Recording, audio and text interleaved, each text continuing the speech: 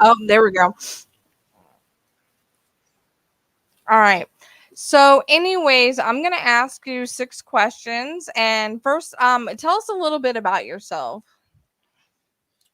So, my name is Joe Ward, and I am a survivor and documentarian of historic child abuse. And that's actually how I came into this case. Some people may know me from some of my outspoken views during the pandemic, where I actually compared lockdowns to re-traumatizing victims, which obviously didn't go down very well in the mainstream media, but people like to write a lot of stuff about me that I'm this, I'm that. But, at the end of the day, when it comes down to what we really do and what our organization really does is to help victims of all kinds of abuse, all the way from sexual abuse, all the way up to elitist abuse. So, yeah, that's who I am and it's what I do. Well, that's awesome. Oops, sorry, my TikTok decided to go on there. Okay, so whenever you started finding out about Julia and that she was coming out that she was Madeline McCain, did you reach out to her initially, or did she reach out to you? Yeah, so I've got a lot of friends in journalism because of obviously the nature of the work that we do and the researching that we do. And I've got one friend in particular who here in the UK who's absolutely obsessed with the Madeleine McCann case. Literally follows it all the alternative stuff, all the mainstream stuff. And when he heard Julia's case, as I mentioned before, we work with a lot of victims of a specific child abuse called SRA, and a lot of these victims suffer with memory issues, whether it be that memories they can't quite work out where they're from, things like that, based memories from their childhood abuse called SRA in with the other stuff that's kind of going on with them. But either way, that's the kind of work that we deal with. So my friend, I guess, kind of thought, well, your organization does this, you might be able to help Julia decipher between, what is a false memory and what are true memories. So I sent Julia a message, as I kind of said in my video, and instantly she got back to me and said, yeah, I really want help with this. I basically explained to her a little bit about what we do, that we get victims and survivors in touch with resources and different things, mainly just to help. And I wanted to let her know as well, because I think there were a lot of people at the time that were reaching out to her from the mainstream media. And, I just kind of said to her, we're not here to exploit your story. We're just here to help. And that's effectively how I met Julia. And we struck up a great relationship over sort of 4 or 5 day periods. Where obviously we were sort of looking as though we were heading in the right direction with helping her. But yeah, that's how I met her effectively. Awesome. You basically answered my next question. So, the next question that I'm going to ask is, do you work with real professionals as such as police, educated psychologists with your investigations? Yeah, so again, it was sort of something that has been thrown around a lot. And, I obviously have to be careful of how much I say because of confidentiality reasons. But one thing that our organization does is I won't lie to you, because it's quite easy to find out. We do have a history with distrust with the police when it comes to survive. I think victims and survivors of all types of abuse, a lot of us don't have a great history with the police and reporting. But one thing our organization has done is really try to make waves in building bridges, so victims and survivors, if they do choose to go down the law enforcement route, then they can do that, but mainly to do with counseling and psychology. And I think that the fact that up until that point, Julia hadn't seen a counselor, she hadn't seen a psychologist. There wasn't anybody really who was offering to kind of get the DNA testing off the ground. Right. And within 4 or 5 days, we kind of done all of that. Okay. Well, that's awesome that you reached out to her and was offering your support. Now, I noticed that you had done a mental report with Julia, because whenever I saw it, it did share your name. So that's how I was able to find out that you were the one that offered support. And I noticed as well that it had a medium, Cassandra Benzant, on it that was listed on it as a conduction of the mental exam. Who is she exactly? And would you like to also as well go over that mental report that you did with Julia? So, yeah, see, I've seen like again, it's one of those things where I have to be a little bit careful about Right. talking about. Right. I've seen kind of 2 or 3 versions of this, and a couple obviously that are traveling around are not actually the original document. I don't know whether they're like copy and paste documents, but yeah, and then obviously there is one going around which I believe is a copy of the original document. But me and Cassandra weren't the only people that worked on this. There were other psychologists, other counselors. The reason that Cassandra was brought in was because Cassandra has a long history, again, of working with people who have these different memory syndromes. And, you know, we can argue all day long about the rights and the wrongs of mediumship. Right. And she wasn't brought in for that purpose. Right. She was brought in to decipher whether these in her experience, having worked with victims who have memory syndromes, you know, was Julia's, you know, were these memories that were coming into Julia's head, did they have credibility or not? That was Cassandra's reason for being there on the report. Okay, so what were you guys able to determine based on that report that was done? Because like the only copy that I have is one that she put on her I believe it was her Instagram page. I took a screenshot of it because I was like, I want to make sure that I have what she posted, because of the fact that if I get it from somebody else, I know that it's going to be copy and pasted. But you're the one that did the report, so go over some of the logistics that you were able to determine on your report. Well, again, this is one of the crazy things that's kind of struck me as strange. Is like all the way along these leaks have been coming from these different places, and yet Fia has accused us every single time of being the one to leak them. But yeah, and we're going to discuss about that, so don't discuss that right now. We'll discuss that later. But yeah, in terms of the actual report, I think the general consensus of the people involved was that Julia was definitely struggling with some trauma-based mental health, and that there was definitely things in her past, definitely from the papers and the different things that we'd seen. Because as well, the other thing is you have to understand, in order to create this report, we were also privy to other papers and other documents and stuff that maybe the general public haven't been.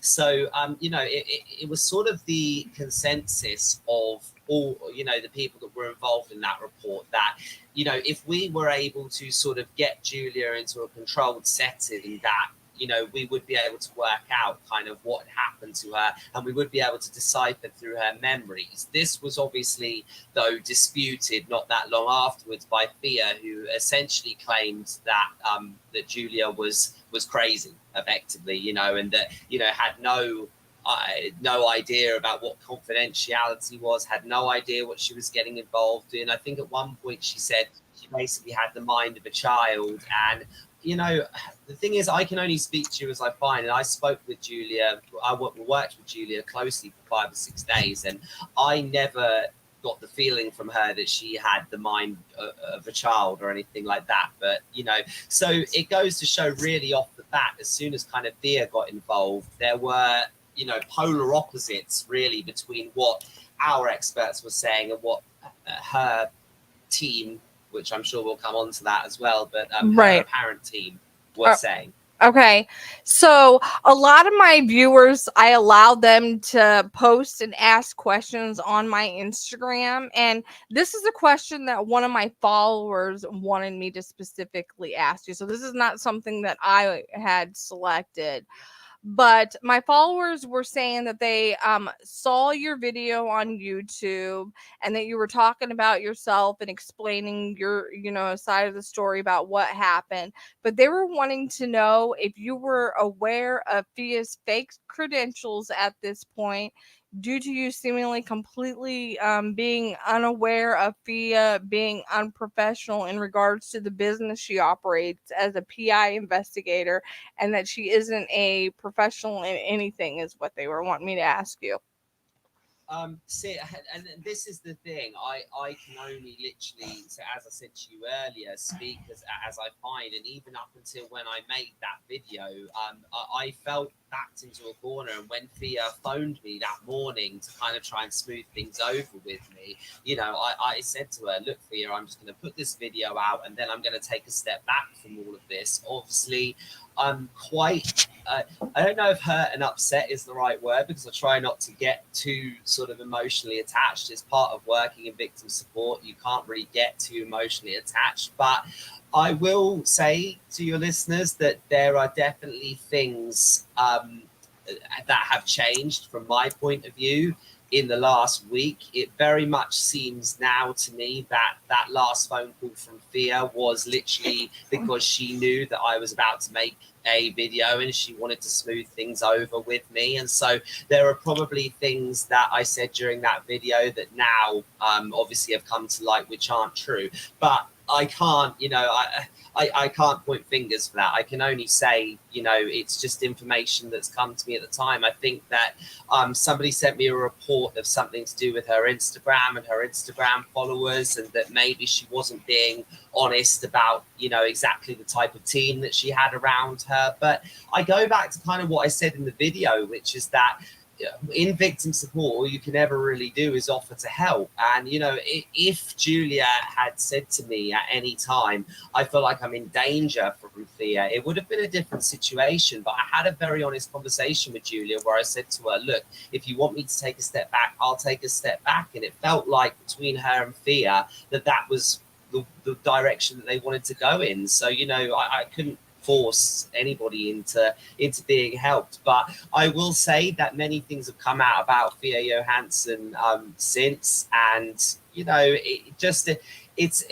a sad situation really, because again there are things you know, that happened almost immediately afterwards. You know, I wasn't told, for instance, that Julia was going to be taken to the US. I mean, they'll argue, you know, that they should. Why would they have any reason to tell me? But you have to remember, at this point, our team was still, you know, organising DNA testing, something which could have been done within a week. You know, and as far as I'm concerned, they've been in the US how many weeks? 2 or 3 now. Yes. And this still hasn't been sorted. Now, so, and yeah, I don't want to interrupt you. I apologize for interrupting you, but no, sorry, go on. do you feel that it was appropriate? Because I wanted to tell you this before I forget, because sometimes I'll forget and then I'll be like, what was I trying? Do you feel like that you would have been more discreet about it, would have never went publicly, never went on a show like Dr. Phil, would have never like did 400 hours of lives discussing everything? Do you think you would have been more discreet about it? Yeah, I mean, that's the thing, isn't it? I mean, people don't really question you or call you suspicious until you start being suspicious, you know. And one of the things that has just struck me really strange the whole way along this is why Fia has instantly gone on the defensive anytime anyone has got involved in this case. I mean, we, you know, regardless of whatever's been said about us, you know, we have an absolutely spotless record when it comes to helping victims. So to hear that Fia, you know, was saying one thing to me and then obviously saying a completely different thing behind my back to other people, Right. you know, it's Yeah. difficult. But you, as I said to you, the main thing the whole way along this is trying not to get too involved in it, because, you know, the main thing is you just want to help the victim. Right. Right. And I completely understand that. See, I didn't even know who you were until I heard about it all over TikTok about the leaked call. And, you know, I want to take a moment because I want to play this, you know, for the viewers so they can hear it. And, Julia, I read somewhere that your grandmother was married to one of the suspects of the Madeleine McCann case. Is that true? Yes, she's still married to him. When I listened a song that Kate back to Madeline when she was younger. I had 2 flashbacks. And as Fia said to me, Kate, I proved that these flashbacks are real, that this was happened. You know, a lot of people here in the UK believe that the McCanns, that they had something to do with the disappearance. I mean, how does that kind of sit with you and how you're feeling? Even if they think that I'm not Madeline, I say them that I have information about this man, and they ignore it. Why? Because they are involved, maybe. I risk everything. I risk my life. I risk everything because I know that it's dangerous. Okay, I wanted to play that for everybody to hear because after it was leaked or released, you know, on TikTok and everywhere else, it was proclaimed that she was saying allegedly that she was protecting her from a trafficker and from someone that was trying to offer her services, you know, basically you're in the UK. So how do you feel that was said about you? I couldn't believe it. Actually, I was a bit surprised, really, because again, it's very, you know, the internet is an amazing place. It's so easy to find out things about people. I mean, like you say, you had no idea who I was, and unless you knew specifically about SRA, or maybe you were involved in conspiracies in some form, you probably wouldn't know who I am. And I've been quite, you know, open about that. And, you know, these leaks, they, you know, as I said in my video, my team have such a spotless record of protecting victims, and it's just so not in our nature in any way, shape or form to release confidential videos. You know, I can't lie to you. I stand by what I said in the video. I didn't want Julia because my initial plan, truth be told, was I think the same as what the common sense plan, really, which was to bring Julia here to the UK to try and get a DNA test sorted. But what I didn't want her to be was surprised when she got here and realised that actually these people that you're trying to reach out to, there are a lot of people who don't trust them, and actually here in the UK think that they had something to do with the disappearance of their daughter. And again, it's one of those things that's kind of flown under the radar within the mainstream media. It's all been very much about, oh, you know, how are we going to get Julia and Kate back together? But not many people are actually asking the question of, you know, what's going to happen, you know, if Julia is Madeline, you know, that's going to raise its own questions from Kate and Jerry in itself. So, you know, for me, this is... I keep going back to it, and I sound a bit like a broken record, but it's never been about anything other than helping the victim. We put a plan into place of counselling, of psychology, of building a police report. There's something you can do here in the UK, which is building a police report and getting a crime number, and we had one of those for Julia, so we could start to build evidence. So to be, you know, accused of being part of the other side of Fia is just simply not true, because I would argue actually still to this day, 2 or 3 weeks later, we did more in 4 or 5 days than has still been done by Fia and her team. Again, I just want to say quickly, because we've covered it a couple of times, but I'm yet to see any proof of this team. I gave Fia the benefit of the doubt at the time, but there's more and more information coming to light every day, which actually probably leads and probably indicates to the fact that there isn't really much of a team around Fia. And I don't know the motives, and I don't particularly want to speculate, but, you know, there are people do things for a whole host of reasons. And for me, for Fia to go instantly on the attack in the way that she did, you know, I think a lot of people will be able to decipher from that her motives, you know. Okay, so you were absolutely not trying to get Julia to come to the UK for psychological, I mean, just for psychological treatment, but you were not trying to lure her there because of sex trafficking. Let's clear that up right now. Absolutely not. As I said, I'm a very easy person to research. Just type my name into Facebook, type my name into Google. You know, conspiracy theorist, survivor, documentarian, whatever you want, Joe Ward, and you'll find information about me. You know, if I'm a sex trafficker, I'm a really shit one because I'm not hiding very well. And I've helped to, I've got thousands of victims and survivors on my record of helping them. So, I can't really answer that other than to say it was an absolute absurd accusation. I don't know where it's come from. I can only think that Fia, from my understanding, there were people who were trying to contact Julia quite early on, trying to make sure that. And one thing I will say that Fia hasn't, has been honest about, as far as I can tell, and we had similar things, is that there have been people contacting us since obviously this case came up, basically saying this is not something you want to get involved in. You know, there are darker forces at play here, but being involved in conspiracies for as long as I have, that's always kind of the case. You always get people who are like, oh, don't go there, do that. That's part of why I do what I do, because by asking the questions that other people are afraid to ask, my team are able to help the victims that are largely ignored by society. So.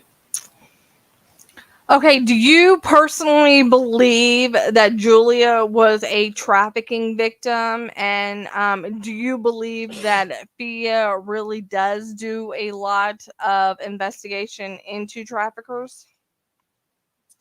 So, in terms of Fia, I can only kind of say in a roundabout way what I've already said, and that's obviously I haven't had to kind of do any expose on Fia or anything like that, because I think the internet's already done that, and I think a lot has come to light about who she is and what she does and the way that she practices, and that speaks for itself. But in terms of Julia, I will speak on Julia, and in terms of Julia, having worked with thousands of victims of this kind of abuse, it is my opinion that Julia is a victim of some form of sexual, physical, and traumatic abuse.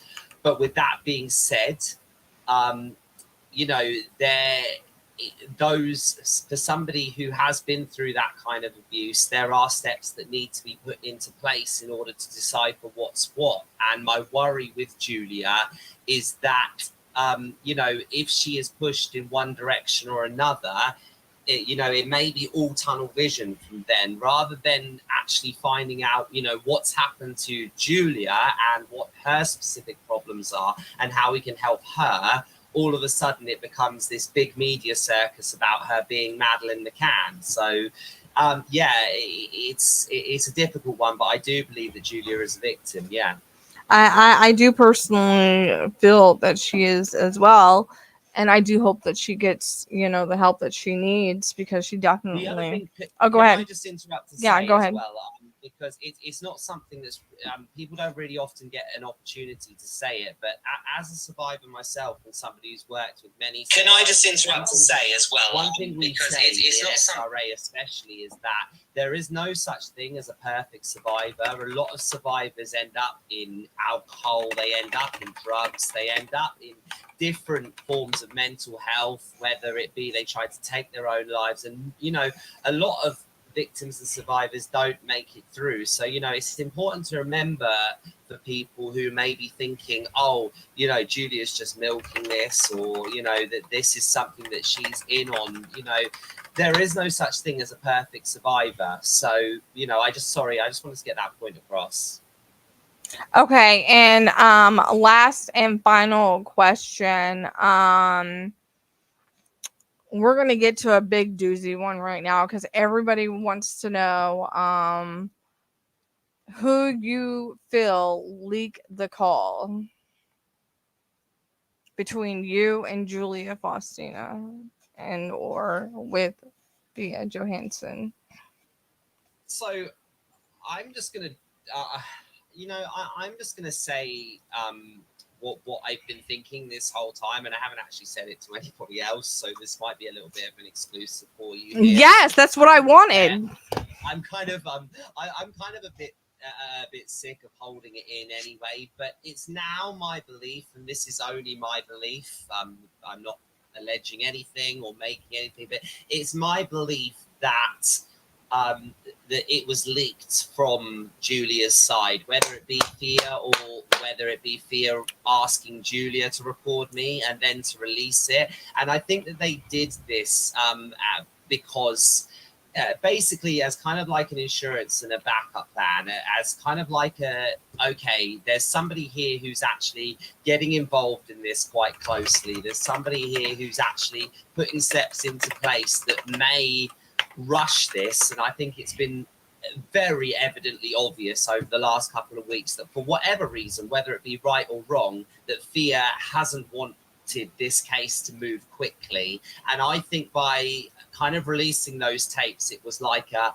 back off to me. I think that maybe Fia could see as well that the whole threatening me wasn't really going to work thing. So it was kind of like, we're going to release your information into the public. But I think the one thing that she didn't count on is, like I said, being involved in SRA and being involved in conspiracies. This is my forte when you leak stuff on me. You know, it doesn't bother us. I've got an absolutely fantastic team behind us. I was mostly just sad because we'd done everything. You know, this whole case all the way along has been so unprofessional, even from the mainstream media. You know, I can't actually remember any other case where the mainstream media have reported leaked phone calls without even getting in contact with the psychologist or the counselor or the person who did them to at least say, look, you know, should we be doing this? Because those are Julia's confidential records, and they were reporting them, you know, without even asking if this is something they should be doing. So this whole case, the whole way along, has been so unprofessional. And I just feel like, if nothing else, we're the ones that can hold our hands up and say we acted in a professional manner. We tried to help Julia. And that's where we're at, really. And that's all we're ever going to do. You know, you can try and come at us, but when it comes down to it, the people who have honest intentions have nothing to hide. And all the way along this, our intentions have been good to help Julia. So we've had nothing to hide. And as I say to people, if you're interested in the work that we do, if you're interested in hearing my story, you can find that quite easily online, facebook.com/speakingouttohill. You can find all about me. You can hear my story and, you know, make your own mind up. You know, the internet is such a wonderful place. And if I can get anything out of this, as I said, I just want people to know that we are here. And, you know, if you are a victim of whether it be sex trafficking or whether it be elitist abuse, you know that you're not alone. There are other people here, and there are people here to help you. And so in terms of these leaks, they are something very rare that's happened. But I think, you know, when you kind of add the pieces up together of the way the last couple of weeks have gone, I think it's very clear that that was like a back off Joe Ward kind of thing to us. So, you know, it is what it is. I'm only ever going to speak the truth and what I think. How many victims have you helped in the course of the amount of time that you've been helping victims? So my team now have been involved with helping victims for around about 7 years. We got involved, again, if people want to hear my story in full, they can do that at facebook.com/speakingouttohill. My story is called In the Name. It's the Joe Ward story. And I basically talk about how in 2015, I reached a point in my life where I'd been involved in all of this stuff. And I just couldn't cope anymore. I had a mental health breakdown and changed my life completely, and started out working with victims of domestic violence, moved into social services, and eventually landed in sex trafficking and these kind of crimes, where now I work almost exclusively with SRA and faith-based abuse victims. But yeah, we've managed to create over 1,000 records of this kind of abuse. We've helped with 35 convictions. We've done over 65 paedophile stings now. So yeah, the team, we've got a great team behind us. We're helping victims everywhere and anywhere, and you know, mainly just trying to make sure that this happens to as few people moving forward, you know, as it did us, and hoping that nobody has to end up in a position like a lot of us have, you know. And that is very amazing that you have been doing this for that amount of time and helping victims, because there is a lot of victims out there, and every day there's new victims out there, and it makes it to where you have to help more people. But the good thing is that you're willing to, you know, take the time to evaluate and help everybody that comes to you and asks for help. Well, I mean, this is the thing, and as I said to you, you know, during sex trafficking, we got involved in a lot of sort of faith-based abuses, and that's how I ended up in SRA. But it's, you know, I think it takes a certain kind of person, you know, to have to hear stories every day of people getting beaten to death in the street and stuff. But you know, I look at it and I go, you know, if I don't, who will, you know? And there's a lot to it. Don't get me wrong. You know, I didn't just pop up one day and go, oh, you know, I'm going to change my life completely and walk away from entertainment and, you know, just I'm going to help victims. It was a process of, you know, being able to come to terms with, you know, the type of person that I was as well, and that the type of person that being an abuse victim had made me, and, you know, actually physically putting the steps into place to change, you know, and become, rather than a person who was a destructive person, trying to become a person who, you know, could find purpose in my grief. And I personally watched your video because I wanted to know your background, because obviously only thing that I heard on the internet that this person is trying to lure her to another country based off of what allegedly Fia said, and for sex trafficking. And then I noticed immediately she went to the papers and was talking about sex traffickers, and basically, you know, you were trying to lure her. She didn't say your name, but I was putting two to two together. So I knew that that was fake news and wasn't believing it. But I know that there was evidence based off what they allegedly said, that, you know, threats and everything else. So, you know, they'll obviously let the authorities deal with that. And I'm glad that we were able to have this interview so we could clear the air, because I know that you've been hearing all over the internet that you're some type of sex trafficker when you clearly know that you're not. Like I said to you, I mean, people have opinions all over the place. You know, I'm one of these people that I managed to get myself in trouble by not really doing a lot. But yeah, I just, like I said, people will talk a lot. But if you really want to find out the truth, you know, write to me, write to the organization. You know, if you're a victim, reach out for help. And, you know, if you're part of the mainstream media and you're desperate to cover this story, then just contact me. I'm an easy person to contact, you know. Like you said, a lot's been said, but I just kind of keep going and keep doing what we're doing. And, you know, big shout out to Antler Dash and all of the guys on my team as well, because I absolutely couldn't do it without them. I quite often get kind of thrust into these positions where it's like Joe Ward, blah, blah, blah. But, you know, I am very lucky to have an amazing team around me as well. So shout out to them. And thank you very much for having me. Oh, you're welcome. I know some of these subjects are not very easy to talk about, right, but I appreciate you doing them anyway. And it is very hard, because I know that it's a very sensitive subject because of the fact of you being a victim. And I saw the video and I felt your pain because of the fact that I am a survivor myself, which I don't discuss about it. And so whenever Fia was making accusations and accusing and everything else, whenever she got upset about me having my interview with you, and then was trying to scare and threaten everybody for if they were to go on my podcast and everything else, she doesn't realize that there are people that are wanting to help. But it does show that the meeting has ended with him, so he is no longer here. But I just want to thank him for coming on the show, and we did finally get it cleared in the air on who he allegedly thinks leaked the call. So if you didn't get to hear the entire interview, go to my YouTube, because that's where it's going to be. And the only reason why it had kicked him, because I just had downloaded Zoom and I didn't know you had to have an account. So I'll have to tell him I apologize that it just kicked him.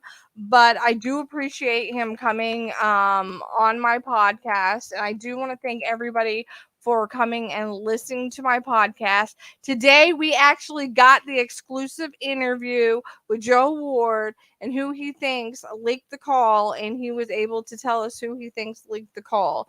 So that's good. So now he was able to get his story out and be able to get the truth out there and let everybody know to the world that he was just offering assistance to Julia, and that he was not trying to lure her to another country for any type of sex trafficking, and that everything that you read in the tabloids, and I'm pretty sure that we knew who took that information to the tabloids and said that it was for sex trafficking, was not accurate. So now you guys know all the information that's out there. You know what Joe Ward was really trying to offer to Julia, and that was for services to get a DNA test done and for her to find out who she was.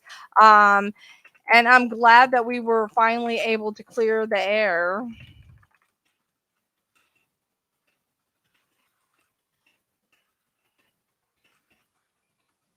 I'm letting him know that I was sorry that I'm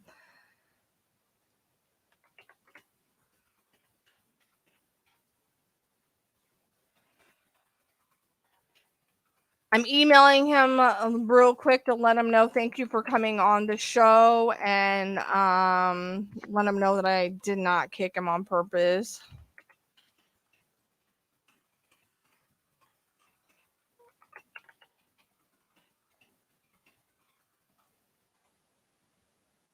Now, everybody that wants to be able to, it's going to be on my YouTube.